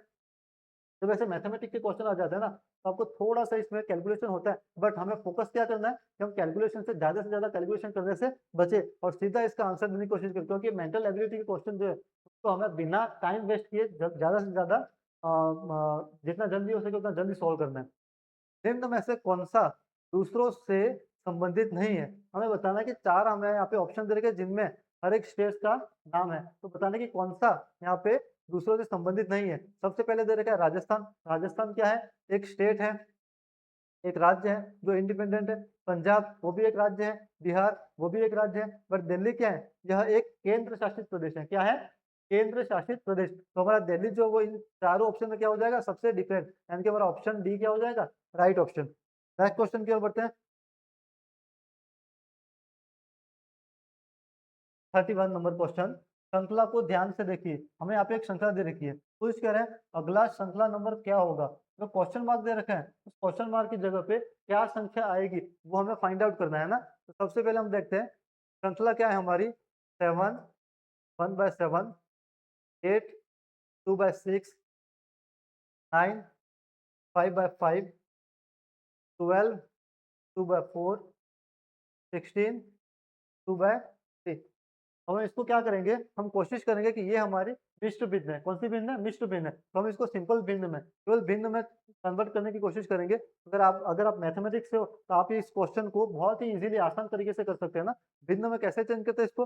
7 × 7 49 प्लस 1 करेंगे, 50/7। 8 × 62 कितना आएगा? 8 × 62 ये हो जाएगा आपका 48। 48 प्लस 2 ये हो जाएगा आपका 50/6। 9 × 5, 9 × 5 हो जाएगा आपका 45। 45 में ऐड करेंगे 5 को, ये हो जाएगा 50/5। 12 × 4, 12 × 4 फिर से हो जाएगा आपका 42, एंड उसको ऐड, सॉरी 48, 48 में ऐड करेंगे हम 2 को, 2 को ऐड करेंगे तो ये हो जाएगा आपका 50/4। 16 × 3, 16 को मल्टीप्लाई करेंगे अगेन, ये हो जाएगा आपका 48, और 48 में हम 2 को ऐड करेंगे, ये फिर से हो जाएगा आपका 50/2। अब हम देखेंगे ये जो सीरीज आ रही है उसमें अंश जो है वो सब में समान आ रहा है। क्या आ रहा है? 50, बट जो इसका हर है वो क्या हो रहा है? -1 से डिक्रीज हो रहा है। -1 से, सॉरी 7, 6, 5, 4 और यहाँ पे हो रहा है 3, मतलब -1 से क्या हो रहा है? ये डिक्रीज हो रहा है। तो नेक्स्ट हमारा जो भी संख्या आएगी वो क्या आएगी? 50, और इसको हम कर देंगे -1 से डिक्रीज, और जैसे ही -1 से डिक्रीज करेंगे तो ये हो जाएगी हमारी 2। तो हमारा आंसर आने वाला है 50/2। हम ऑप्शन चेक करेंगे 50/2 किसमें आ रहा है? 50/2 ऑप्शन नंबर सी बिल्कुल ही करेक्ट आंसर है। Next question. अच्छा, जो मैथमेटिकल क्वेश्चन जो है ना, थोड़े से टाइम कंज्यूमिंग तो रहेंगे, बट आपको इसको प्रैक्टिस करो, जितनी ज्यादा प्रैक्टिस करोगे उतनी प्रैक्टिस के साथ ये क्या हो जाएंगे? आपके लिए बहुत ईजी हो जाएगी। लुप्त को ज्ञात कीजिए। अगेन एक सीरीज दे रखी है जिसमें से हमें लुप्त संख्या जो है उसको फाइंड आउट करना है। 2b, 2b, 4c, 8e, 14h। अब नेक्स्ट क्या आएगा वो हमें फाइंड आउट करना है। यहाँ देखेंगे हम 2 से 4 की ओर जाएंगे, क्या हो रहा है? 4 से 8 की ओर जाएंगे तो क्या हो रहा है? यहाँ से देखेंगे तो क्या होता है? 2 से 4 की ओर जाएंगे तो +2 भी हो रहा है, बट हमें ये देखना है कि जब हम नेक्स्ट आगे जाते हैं तो +2 करने पे हमारा कोई भी कॉम्बिनेशन नहीं बैठ रहा है। तो एक और ऑप्शन है, 2 में हम मल्टीप्लाई कर दे किसको? 2 को, तो कितना आएगा? 4। 4 में हम मल्टीप्लाई कर दे किसको? 2 को, क्या आएगा? 8। 8 में, सॉरी यहाँ पे हो जाएगा आपका एडिशन वाला ही है, यहाँ पे डिफरेंस जो आ रहा है वो एडिशन का ही है। 2 के अंदर हम 2 को ऐड करेंगे 4 आएगा, यहाँ पे ऐड हो रहा है आपका 6, यहाँ पे ऐड हो रहा है आपका अगेन 6।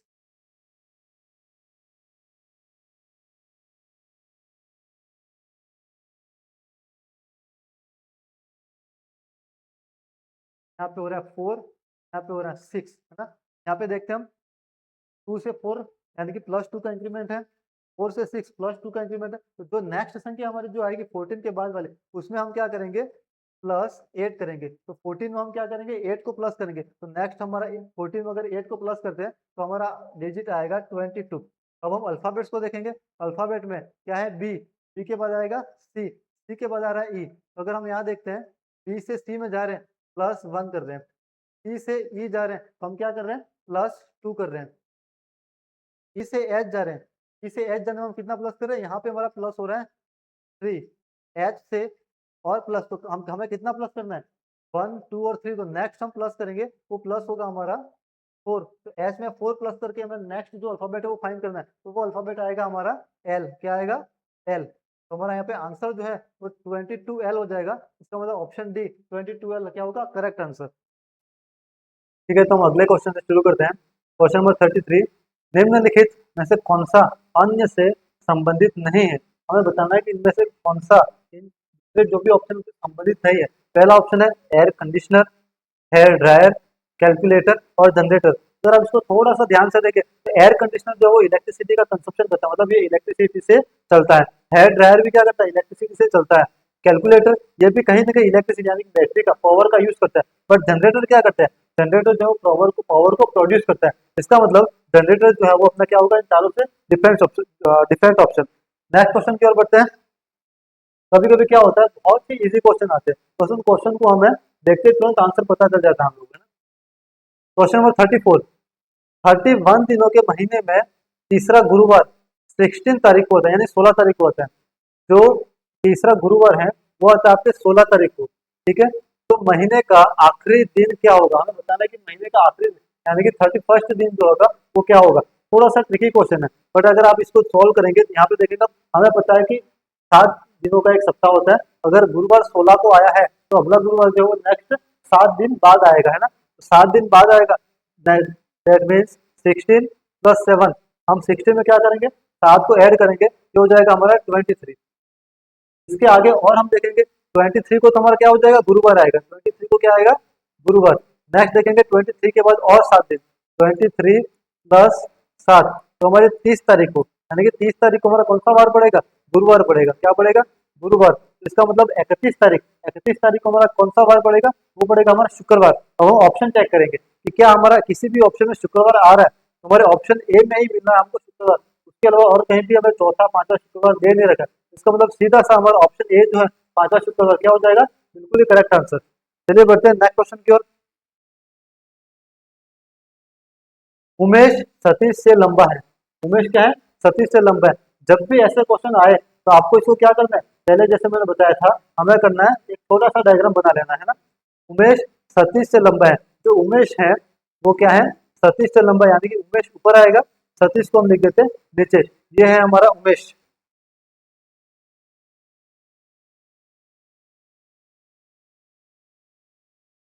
उमेश, ये हो गया सतीश।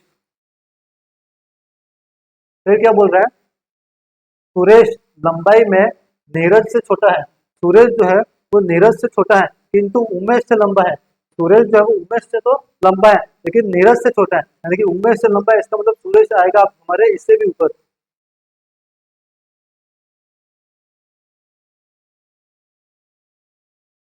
और नीरज जो आएगा वो सूरज से भी ऊपर आएगा। तो इसको हम अलग तरीके यहाँ से लिख देते हैं, नीरज, सुरेश, यहाँ हो जाएगा उमेश,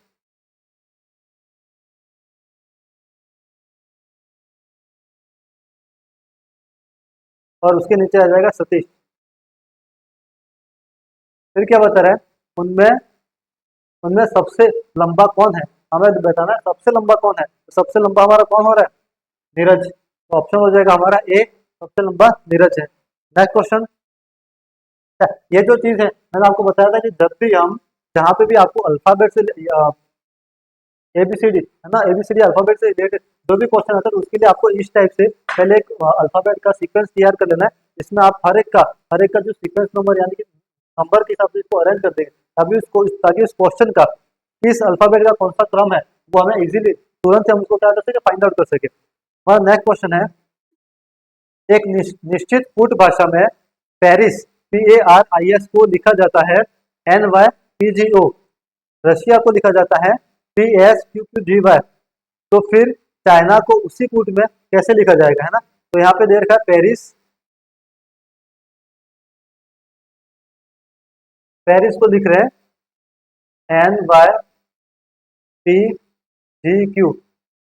अब हम देखेंगे यहाँ पे कि P है और N है, P और N में क्या हमें कोई डिफरेंस दिख रहा है ना। तो N जो है वो P में अगर हम इतने डिजिट को माइनस करें तो N आएगा। हम देखेंगे पीछे वाली सीरीज के अंदर, यहाँ पे कहीं हमारा आ रहा है P, और P से हम माइनस करते हैं 1 2, 2 को अगर माइनस करेंगे तो हमारा आ जाएगा N, है ना। तो P से हमने 2 को माइनस किया, आ रहा है हमारा N। सिमिलरली A से अगर हम -2 डिजिट पे जाएंगे, 2 डिजिट पीछे जाएंगे, हमारा आएगा Y। R से 2 डिजिट पीछे जाएंगे तो हमारा आएगा P, I से 2 डिजिट पीछे जाएंगे तो हमारा आएगा G, और S से 2 डिजिट पीछे जाएंगे तो हमारा आएगा Q। सिमिलरली हम बात करेंगे रशिया और उसके उसका जो वर्ड दे रखा है साथ में, रशिया और CSQQGY। यहाँ पे भी -2 सब में क्या हो रहा है, -2 हो रहा है। तो हमारा जो हमें दे रखा है चाइना, चाइना भी हम क्या करेंगे, -2 करेंगे। CHINA, सी का हम -2 करेंगे तो ए आएगा, क्या आएगा, -2 करने पे हमें मिलेगा ए। एच का हम -2 करेंगे हमें मिलेगा एफ, आई का -2 करेंगे हमें मिलेगा जी, एन का -2 करेंगे एल मिलेगा, और ए का -2 करने पे हमें मिलेगा वाई। इसके अकॉर्डिंग हमारा ऑप्शन सी बिल्कुल ही करेक्ट आंसर है। Next question, question number 38।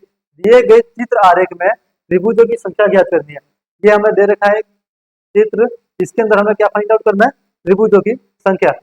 अगर भी आप इसको गौर से देखो, सबसे पहले तो बार बार इसके जो शीर्ष है ना, उस शीर्ष पे आपको दिख रहे हैं 5 त्रिभुज, त्रिभुज नंबर 1, त्रिभुज नंबर 2, 3, 4 और 5।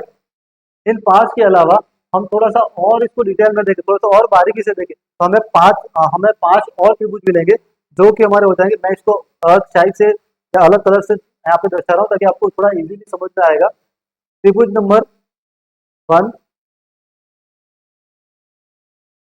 त्रिभुज नंबर 2,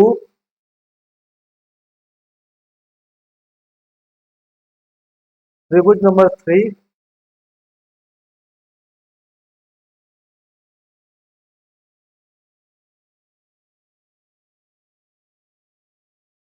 त्रिभुज नंबर 4,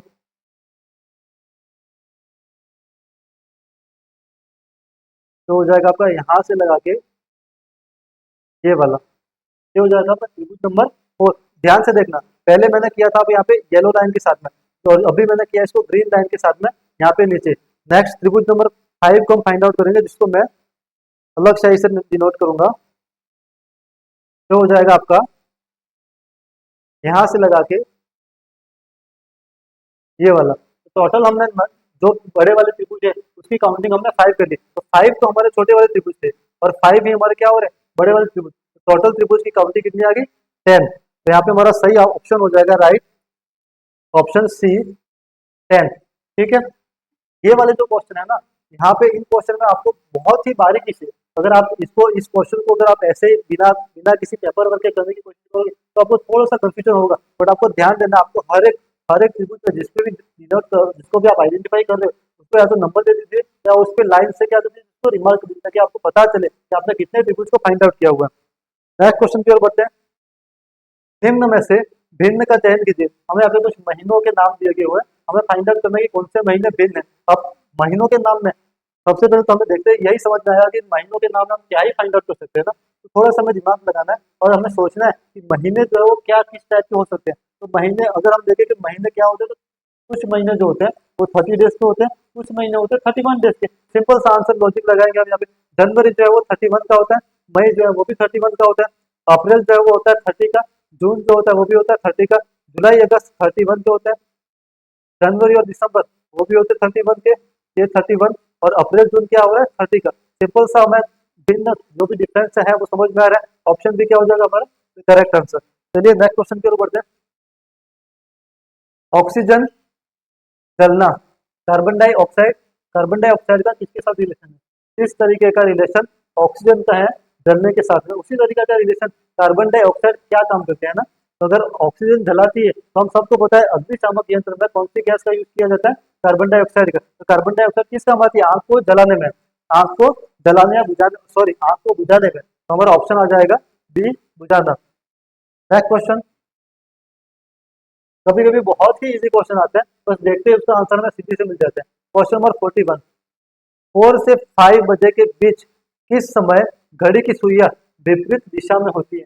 ये थोड़ा सा ट्रिकी क्वेश्चन है ना, इस क्वेश्चन को आप किस टाइप से सॉल्व करते हो, यहाँ पे हमारे दो, इसको या तो आप मैथमेटिकल फॉर्मूले से भी सॉल्व कर सकते हो, या आप इसका आरेख बना के थोड़ा सा गैस करके है ना कि किस टाइप से ये किस जगह पे होगा, किस टाइप का आंसर आएगा। तो इसका आंसर मैं अगर आपको आरेख ब्लॉक बना के दिखाऊं, 1 2 3 4 5 6 7 8 9 10 11, क्या बता रहा है 4 और 5 के बीच में घड़ी की सुइयां कब विपरीत दिशा में होगी। विपरीत दिशा में कब होगी ना, तो विपरीत दिशा में लाने के लिए 4 और 5 के बीच में बता रहा है ना, तो कहीं ना कहीं हम इसको, हमें अभी यहाँ पे हम ऑप्शन का सहारा लेंगे। ऑप्शन फर्स्ट क्या बता रहा है, 4:52 52 का मतलब है वो कहीं ना कहीं यहाँ पे होगा, और ये वाली सुई होगी और 5 के आसपास यानी कि यहाँ पे होगा। तो ये कहीं किसी भी तरीके से हमें विपरीत नहीं लग रही है। 4:42 पे, 4:42 का मतलब है कहीं ना कहीं वो यहाँ पे आएगी, तो वो भी किसी भी तरीके से विपरीत नहीं लग रही है। 4:54, 4:54 यानी कि वो कहीं ना कहीं इस जगह पे आएगी ना, 4:54 कहीं ना कहीं यहाँ पे आएगा ना। और उसके बाद दे रखा है 4:49, 4:49 का मतलब कहीं ना कहीं यहाँ पे। तो हम सीधा सा अगर देखें इसको सिंपल से तरीके से हमें दिख रहा है कि ये जो है 4:54 वो हमारा क्या है करेक्ट आंसर, वो एक दूसरे की क्या होगी, विपरीत दिशा में होगी। चलिए नेक्स्ट क्वेश्चन की ओर बढ़ते हैं। फिर इसका इसको हम मैथमेटिक तरीके से सॉल्व करना चाहे तो वो हमारा थोड़ा सा टाइम कंज्यूम होगा। अगर आप मैथ का एग्जाम दे रहे हो ना, तो वहां पे आप इसको मैथमेटिक तरीके से आसानी से कर सकते हैं। क्वेश्चन नंबर 42, एक संख्या का चयन कीजिए जो दिए गए समूह की संख्या के समरूप है। दिया गया समूह, हमें यहाँ पे समूह दिया जा रहा है 363, 489, 579। सिमिलरली एक क्वेश्चन पहले भी आया था, जिसमें हमने क्या किया था, हमने वहां पे वर्गमूल फाइंड किया था। अब इसमें भी हम ट्राई करके देख रहे हैं कि क्या वर्गमूल निकलता है। यहाँ पे हमारा किसी भी संख्या का हम वर्गमूल फाइंड नहीं कर सकते, क्योंकि संख्या बहुत बड़ी है। अगर आप वर्गमूल निकालने बैठोगे तो टाइम थोड़ा सा ज्यादा कंज्यूम हो जाएगा, टाइम ज्यादा जाएगा। हम देखते हैं कुछ और तरीका हो सकता है क्या। हम देखते हैं 363 का टोटल क्या होगा, 363 टोटल हो जाएगा आपका 12, 489 का टोटल 9 और 8 हो जाएगा आपका 15, सॉरी 9 और 8 17, 17 और 4 21, 579 का टोटल हो जाएगा 21। हमने क्या किया 6 + 6 + 3, यहाँ पे क्या किया 4 + 8 + 9, और यहाँ पे क्या किया हमने 5 + 7 + 9। तो हमारा रिजल्ट आया 21, 21 और ये 12। अब हम देखेंगे इन तीनों के अंदर क्या कॉम्बिनेशन या क्या समानता है। हम देखते हैं 12 जो है वो 3 से पूरी तरह भाजक है ना, पूरी तरह से क्या है ये विभाज्य है। 21 जो है वो भी 3 से पूरी तरह विभाज्य है।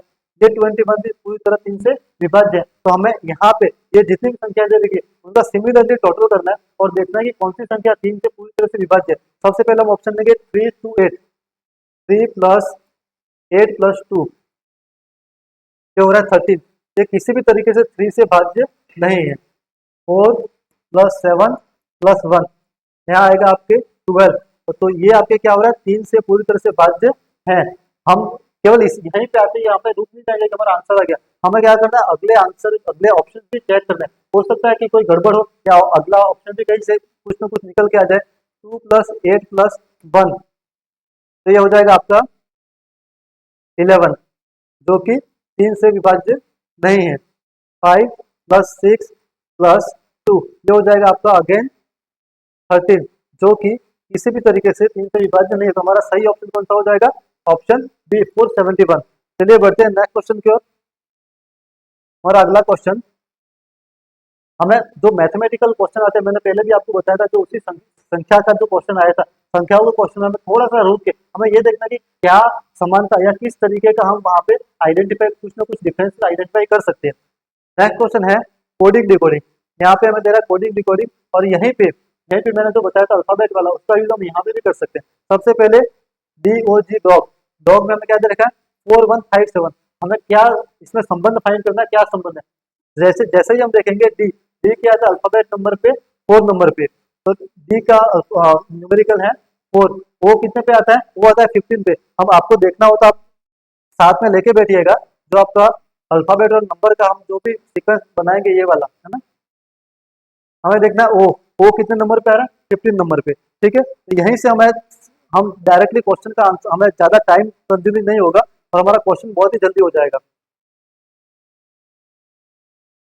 ओ के बाद हमारा आ रहा है जी, जी कितने नंबर पे आता है, जी आता है 7 नंबर पे, तो ये हो रहा है 4157। उसी तरह से हमें किसका फाइंड आउट करना है, कैट का, सी ए टी, सी कितने नंबर पे आएगा, सी आएगा आपके 3 नंबर पे, ए कितने पे आएगा, ए आएगा आपके 1 पे, और टी कितने पे आएगा, हमको देखना है कि टी कितने पे आ रहा है। हम जाएंगे चेक करेंगे टी कितने पे आ रहा है, टी आ रहा है आपके 20 पे, टी आ रहा है 20 पे, तो आपका करेक्ट ऑप्शन, करेक्ट आंसर हो जाएगा 3120, 3120।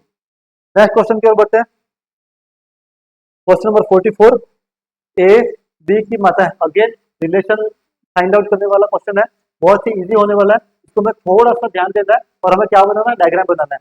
ए बी की माता है, ए जो है वो क्या है, बी की माँ है, यानी कि ए आ गई यहाँ पे और माँ है। मैंने पहले ही बताया था कि हम यहाँ पे अगर कोई मेल है फीमेल है तो उसके लिए सिंबल डिनोट कर देंगे, और ये माता है फीमेल है तो हम इसको नेगेटिव मार्क दे देते हैं यहाँ पे। बी की माता है, ये आ जाएगा हमारा यहाँ पे।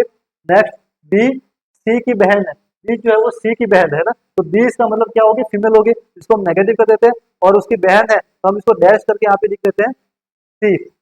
सी डी का पति है, सी जो है वो किसका पति है, डी का पति है, दैट मीन्स वो क्या होगा, मेल होगा, इसको प्लस कर देते हैं। और वो किसका पति है, वो पति है डी का, तो डी जो है वो क्या है, हमारे फीमेल है। तो ए का डी से क्या संबंध है, हमें बताना है कि ए का, सॉरी पति नहीं, यहाँ पे पिता है, थोड़ी सी मिस्टेक है। जो सी है वो डी का क्या है, पिता है, तो इसका मतलब डी जो है वो आएगा हमारा यहाँ पे, डी जो है वो, सी जो है वो डी का क्या है, पिता है ना। तो हमें फाइंड आउट करना है कि ए का डी से क्या संबंध है, हमें इस ए का डी से संबंध फाइंड आउट करना है। यहाँ पे ध्यान देने वाली बात है, हमें डी का ए से संबंध फाइंड नहीं करना, हमें ए का डी से संबंध फाइंड करना है। ए जो है वो डी का क्या लगेगा, ए डी का लगेगा दादा या दादी या नानी है ना, क्योंकि ये नेगेटिव है, दैट मीन्स दादी या नानी, तो हमारा ऑप्शन बी हो जाएगा करेक्ट आंसर। नेक्स्ट क्वेश्चन क्या बढ़ते हैं। यदि ए का कोड 1 है, ए का कोड क्या है, ए का कोड है 1, बी का कोड है 2, अगेन वही क्वेश्चन है जो हमने अल्फाबेट्स वाला किया था, और सी का कोड है 3, तो उसी क्रम में आगे लिखा जाता है। तो हमें फाइंड आउट करना है S U M A N शब्द के अक्षरों के मान का योग क्या होगा, हमें उन अक्षरों का मान तो फाइंड आउट करना ही है, साथ ही साथ उसका योग भी फाइंड आउट करना है ना। तो हम सबसे पहले यहाँ पे लिखेंगे एस यू एम ए और एन, हम देखेंगे S U M A N, इन वर्ड का अल्फाबेट में इसका हम अगर न्यूमेरिकल में इसको कन्वर्ट करेंगे तो क्या आएगा, एस का आएगा आपके 19, यू का आएगा 21, एस का आ रहा है 19, यू का 21, एम का आएगा 14। हमारी एक स्लाइड, हम वापस आ जाते हैं हमारे क्वेश्चन पे।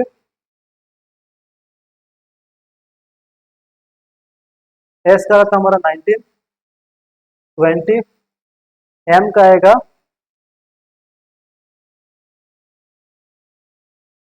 ए का आ जाएगा सिंपल सा 1,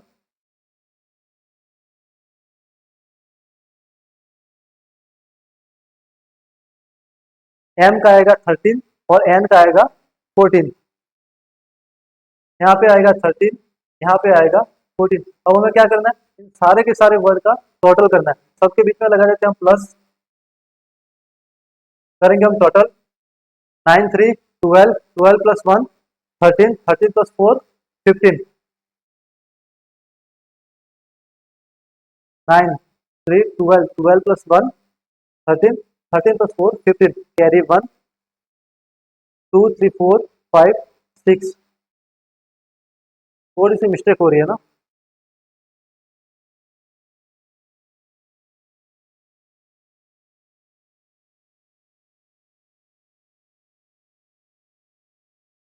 यू का हमने देखा था, यू का क्या आया था हमारे,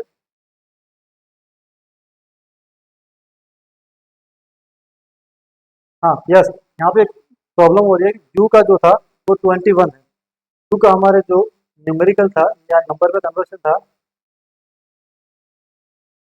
वो था हमारे 21, है ना। 9 1 10, 10 और 3 हो जाएगा आपका 13, 13 और 1 14, 14 और 4 हो जाएगा 18, 18 का 8 कैरी 1, 1 2 3 4 5 6 और 2 3 4 5 6 और 7, सॉरी यहाँ पे आएगा आपके 6, तो ऑप्शन आपका हो जाएगा ए करेक्ट आंसर 68। चलिए नेक्स्ट क्वेश्चन की ओर बढ़ते हैं।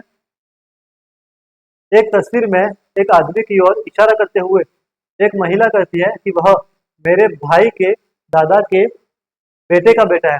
भाई के दादा के बेटे का बेटा, यानी कि हम यहाँ पे फिर से डायग्राम बनाएंगे। वह क्या बोलते हैं, महिला क्या बोलती है, वह मेरे भाई के दादा, यानी कि उसका कोई भाई है। हम यहाँ पे महिला के लिए एम डिनोट कर देते हैं और उसका कोई भाई है जिसके लिए हम बी डिनोट कर देते हैं। मेरे भाई के दादा, क्या बोल रहा है वो, दादा बोल रहे हैं। दादा का मतलब कहीं ना कहीं हमारा यहाँ पे आएगा, तो उसका दादा है, उसके दादा के बेटे का बेटा है, उसके दादा के बेटे का, यानी कि उसके दादा का बेटा हो गया ये, और उसका वो बेटा है ना। पूछ क्या रहा है, वह आदमी उस महिला से किस प्रकार संबंधित है। हमें बताना कि वो आदमी इस महिला से किस प्रकार संबंधित है। तो इसका आंसर उस महिला ने पहले ही दिया था, उस तस्वीर की ओर इशारा करके क्या बताया था कि वो मेरे भाई के दादा के बेटे का बेटा है, यानी कि कहीं ना कहीं वो क्या हो रहा है, उस महिला का भाई ही है। क्या बन रहा है वो, उस महिला का भाई ही है। हमारा ऑप्शन सी क्या हो जाएगा, बिल्कुल करेक्ट आंसर। नेक्स्ट क्वेश्चन की ओर बढ़ते हैं। एक निश्चित कूट भाषा में लेफ्ट को लिखा जा रहा है 7, लेफ्ट को क्या लिख रहे हैं 7, और राइट को लिखा जा रहा है 8। राइट को हम लिख रहे हैं 8 के रूप में लिख रहे हैं, के रूप में कूटबद्ध किया जा रहा है। उसी कूट भाषा में स्ट्रेट को कूटबद्ध किया जाएगा। उसी भाषा में क्या करना है, स्ट्रेट को कूटबद्ध करना है ना। तो इसमें हमें देखना है कि यहाँ पे लेफ्ट, यहाँ पे इसका आ रहा है 7। हमें देखना है कि लेफ्ट का यहाँ पे वो 7 जो आ रहा है, तो 7 कैसे आ रहा है। हम फिर से यहाँ पे वही चीज करेंगे, हमारा जो अल्फाबेट न्यूमेरिकल है वहां पे जाएंगे, LEFT का हम क्या फाइंड आउट करेंगे, उसके न्यूमेरिकल डिजिट फाइंड आउट करेंगे। LEFT 12 5, 12 5 6 and 20, 12 5 6 and 20। तो क्या हो जाएगा, अब हम इन सारी संख्याओं का क्या करेंगे, टोटल करेंगे। यहाँ पे एक चीज ध्यान रखनी, जो टोटल आएगा उसको हम अगेन फिर से टोटल करेंगे। 12 प्लस 5 17, 17 प्लस 6 हो जाएगा आपके 23, 23 प्लस 20, 23 प्लस 20 आपका हो जाएगा 14, और 43, और 43 में अगेन हम जो अलग जो नंबर है नंबर को भी अलग से टोटल करेंगे। 4 प्लस 3, तो ये आएगा हमारा 7। तो सिमिलरली जो राइट है उसी का भी जो 8 आ रहा है, उसी किसी न किसी टाइप से उसी तरीके से 8 आ रहा है। तो अब हम सीधा देखेंगे, स्ट्रेट पे आएंगे, STRAIGHT,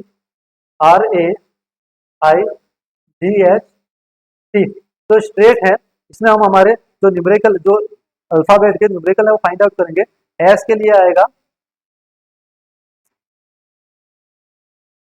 19 20, 19 20 18 1, 19 20 18 1,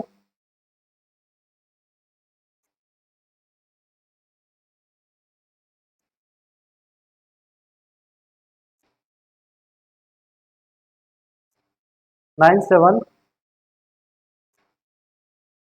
9 7 8 एंड 20, 9 7 8 एंड 20। फिर से हम इन सारे के सारे डिजिट को प्लस करेंगे, 19 और 20 का हम ऐड करेंगे तो हो जाएगा आपका 39, 18 और 1 को ऐड करेंगे 19, 9 और 7 को ऐड करेंगे तो हो जाएगा आपका 16, 8 और 20 को ऐड करेंगे 28, अगेन 39 और 19 को हम फिर से ऐड करेंगे, या आप अगर हम चाहे तो इनको अलग अलग करके भी कर सकते हैं ना। यहाँ आ जाएगा आपका 58 प्लस 44, अगेन इनका हम एडिशन करेंगे 102, तो 102 फिर से ये जो 102 हमारी जो संख्या आ रही है उसको हम जितने भी इसके अंदर डिजिट है उन डिजिट का फिर से हम क्या करेंगे, एडिशन करेंगे, 1 + 0 + 2, तो हमारा आंसर आएगा 3 और करेक्ट आंसर हो जाएगा हमारा ऑप्शन सी। चलिए बढ़ते हैं हम नेक्स्ट क्वेश्चन की ओर, और ये हमारा आज का 3 क्वेश्चन, 48 नंबर का क्वेश्चन, 3 क्वेश्चन बाकी रहे हैं। बेमेल को पहचानिए, हमें क्या करना है इसमें से बेमेल ऑप्शन जो है उसको पहचानना है। सबसे पहले जो रखा है कोविड-19, हाल ही में आप हमको पता ही है कि 2019-2020 के आसपास बहुत भयंकर महामारी आई थी जिसको कोविड-19 का नाम दिया गया था। एचआईवी एड्स, एचआईवी एड्स जो एक बहुत ही क्रिटिकल बीमारी है, चेचक और कैंसर, कैंसर भी एक बहुत ही भयंकर बीमारी है। बट आपको इसमें क्या करना है, जो मेल है वो और जो फीमेल है उसको फाइंड आउट करना है। कोविड क्या है, कोविड किसके थ्रू फैलता है, कोविड जो है वो एक संक्रामक हम आपको हमें पता है कि हमने कोविड के टाइम में बहुत ही मास्क पहन के घुमा करते थे और हम बचते थे कि हमें किसी भी तरह का संक्रमण ना लगे। वो संक्रमण लगता किससे था, वो लगता था एक विषाणु या वायरस से, किससे, विषाणु से। एच आई वी एड्स भी किससे फैलता है, वो फैलता है एक विषाणु से, सिमिलरली विषाणु से। और चेचक, चेचक जो बीमारी है वो भी फैलती है एक विषाणु से। बट कैंसर जो है वो संक्रामक नहीं है और वो ना वो किसी वायरस से या विषाणु से नहीं फैलता है, वो फैलता है कोशिकाओं के अनियंत्रित विभाजन से या अनियंत्रित वृद्धि से। तो हमारा यहाँ पे बेमेल ऑप्शन है या बेमेल जो भी ऑप्शन है वो हो जाएगा आपका डी, कैंसर। वो क्या हो जाएगा हमारा करेक्ट आंसर। नेक्स्ट क्वेश्चन की ओर बढ़ते हैं। दो मित्रों की आयु का अनुपात 7:9 है, जबकि 10 वर्ष बाद यह अनुपात 19:3 हो जाएगा। अब से 7 वर्ष बाद उनकी औसत आयु कितनी होगी वो हमें बताना है। तो यहाँ पे दे रखा है अनुपात दे रखा है, अगर जो मैथमेटिक्स के जो स्टूडेंट है वो इसका आंसर इजीली सॉल्व करके दे पाएंगे, लेकिन आपको थोड़ा सा ध्यान देना है कि हम यहाँ पे एक्स का यूज करेंगे। किसका यूज करेंगे, एक्स, यानी कि हम इसको, इन संख्याओं को हम एक्स से मल्टीप्लाई करेंगे और देखेंगे कि एक्स के साथ में जब 10 वर्ष बाद, तो यहाँ पे हम एक इक्वेशन बनाएंगे ना। सबसे पहले हम देखते हैं कि अगर उनका अनुपात 7 और 9 है तो हम मान लेते हैं कि उनकी एज जो है वो क्या होगी, 7x या 9x, क्योंकि यहाँ पे हमें जो दे रखा है वो दे रखा है उनका अनुपात, उनका केवल अनुपात दे रखा है, हमें उनकी एज अभी पता नहीं है। तो हम मान लेते हैं कि उनकी एज होगी 7x एंड 9x, 7x और 9x। तो बता रहे कि 10 वर्ष बाद उनकी एज क्या होगी, हमें बताना है 10 वर्ष बाद उनकी एज क्या होगी। तो उनकी एज 10 वर्ष बाद हो जाएगी 7x + 10 एंड 9x + 10, ये होगी उनकी 10 वर्ष बाद की एज, है ना। और 10 वर्ष बाद की जो उनकी एज है उनका अनुपात हमें दे रखा है, यहाँ पे उनका क्या दे रखा है, अनुपात दे रखा है। तो उस अनुपात को हम कहीं ना कहीं इससे रिलेट कर सकते हैं। हम कर देते हैं इसको दो इक्वेशन में डिवाइड कर देते हैं, 7x + 10 और 9x + 10, और इसको हम इक्वल कर देते हैं 19 और 23 से। क्यों, क्योंकि ये जो है वो 10 वर्ष बाद का अनुपात है और ये हमारा हमारा अनुपात दे रखा है, तो उसको हम इसके साथ कंपैरिजन इजीली कर सकते हैं। अब ये हमारी दो इक्वेशन बनती है, यहाँ हम क्या करेंगे, क्रॉस मल्टीप्लाई करके, यानी कि वज्र गुणा करके हम इन इक्वेशन को सॉल्व करने के। तो मैं यहाँ पे 23 का मल्टीप्लाई करूंगा 7x के साथ में, 23 7x + 10 19 9x + 10, 7 3 जा 21 आएगा, 2 कैरी हो जाएगा हमारा, यानी कि हासिल जो रहेगी वो रहेगी 2, 7 2 जा 14, 14 और 2 हो जाएगा हमारा 16, ये हो जाएगा 161x + 13 इज इक्वल टू 19 का हमें क्या करना है, 9x से मल्टीप्लाई है ना, 9 × 9 81, हमारी हासिल रहेगी 8, 9 का मल्टीप्लाई हो जाएगा 1 के साथ और 9 में हम ऐड करेंगे किसको, 9 का मल्टीप्लाई 1 से आएगा 9, 9 को ऐड करेंगे 8 से, ये हो जाएगा हमारा 17, 171x + 190। अब हम क्या करेंगे, यहाँ पे पक्षांतरण मेथड का यूज करेंगे, यानी कि जो x वाली संख्याएं हैं उनको एक तरफ रखेंगे और जो नॉर्मल डिजिट है, जो नॉर्मल संख्या है, हमारी न्यूमेरिकल संख्या है, उसको एक तरफ रखेंगे। 161,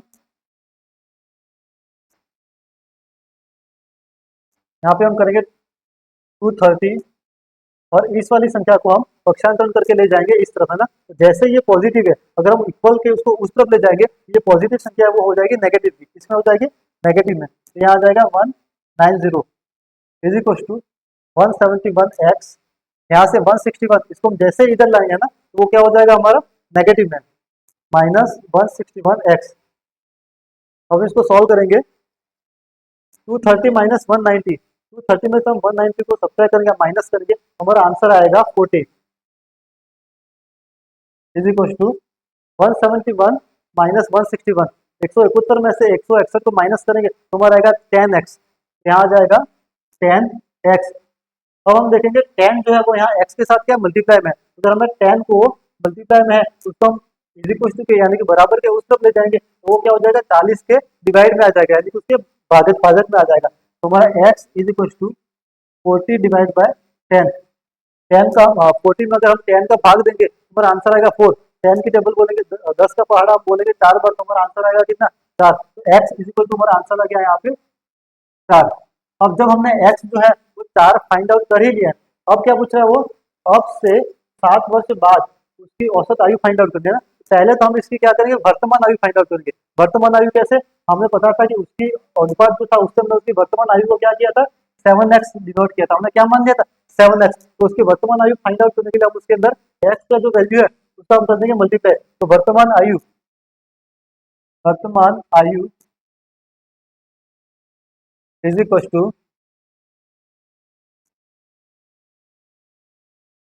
7x, हम x की वैल्यू भी देखेंगे यहाँ पे 7 इंटू 4, एक्स की वैल्यू है हमारी कितनी 4, तो ये हो जाएगी वर्तमान आयु हमारी 28। उसी तरह जो दूसरा मित्र है उसकी वर्तमान आयु 9 मल्टीप्लाई 4, वर्तमान आयु हो जाएगी हमारी 36। अब पूछ के रहे 7 वर्ष बाद उनकी औसत आयु, हमें ये पूछ रहा है औसत आयु कितनी होगी है ना। तो 7 वर्ष बाद अगर हम देखें 28 है, 28 से उसकी 7 वर्ष बाद आयु जो हो जाएगी वो हो जाएगी 28 प्लस 7 इज इक्वल टू 35।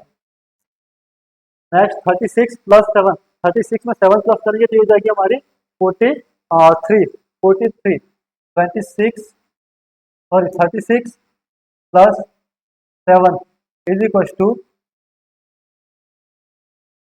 43। अब हमें पूछ रहे हैं औसत आयु, ये तो आगे दोनों की इंडिविजुअल आयु है ना, हमें फाइंड आउट करनी है औसत आयु। औसत आयु कैसे फाइंड आउट करते हैं, तो औसत आयु फाइंड आउट करने के लिए जो हमारे दोनों आयु है उसको हम कर देंगे जोड़, उसको हम कर देंगे जोड़ और उसके अंदर हम क्या करेंगे 2 का डिवाइडेशन ना, 35 प्लस 43 डिवाइड बाई 2 आ जाएगा हमारा 8 7/2 और इसको हम जब डिवाइड करेंगे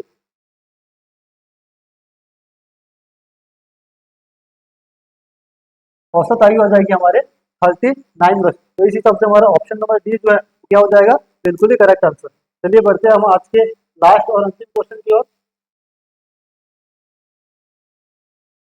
क्वेश्चन नंबर 50 ध्यान दे रखा है हमें, वैन आरेख के आधार पर निम्न में से असत्य कथन को ज्ञात कीजिए। हमें एक वैन आरेख दे रखा है, इस वैन आरेख में हमें क्या करना है, जो भी असत्य कथन है उसको फाइंड आउट करना है। सबसे पहले यहाँ पे देख रहे हैं हम कि एक जो सर्कल दे रखा है उसमें दिया गया कि इंजीनियर दिया गया, ये सर्कल किसको डिनोट कर रहा है, इंजीनियर को। ये बड़ा वाला सर्कल किसको डिनोट कर रहा है, जो ग्रेजुएट है उनको, और ये वाला सर्कल किसको डिनोट कर रहा है, जो शिक्षक है। ऑप्शन ए क्या कह रहा है, कुछ कुछ ग्रेजुएट जो है वो इंजीनियर है। हम देखेंगे यहाँ पे कि ये जो ग्रेजुएट है उसमें से कुछ ग्रेजुएट है वही इंजीनियर है, तो कुछ ग्रेजुएट जो है हमारे क्या वो इंजीनियर है, तो यस कुछ ग्रेजुएट जो है वो इंजीनियर है, तो ये ऑप्शन तो करेक्ट है। सारे ग्रेजुएट या तो इंजीनियर है या शिक्षक है, ये क्या बोल रहे हैं सारे ग्रेजुएट, यानी कि जितने भी ग्रेजुएट है तो सारे ग्रेजुएट या तो इंजीनियर है या फिर क्या है शिक्षक है। बट ऐसा बिल्कुल नहीं है, क्योंकि कुछ ग्रेजुएट है वो इंजीनियर है और कुछ ग्रेजुएट जो है वो शिक्षक है। बाकी के जो बीच में यहाँ पे जो ग्रेजुएट बढ़ रहे हैं वो कुछ भी नहीं दिया गया, वो क्या है वो कुछ भी नहीं दिया गया है ना। तो हमारा ये ऑप्शन कहीं ना कहीं क्या है गलत जा रहा है। नेक्स्ट, कोई शिक्षक इंजीनियर नहीं है, कोई शिक्षक इंजीनियर नहीं है, हाँ बिल्कुल सही है, जो जितने भी शिक्षक है वो सारे के सारे ग्रेजुएट है, लेकिन इंजीनियर कोई भी नहीं है।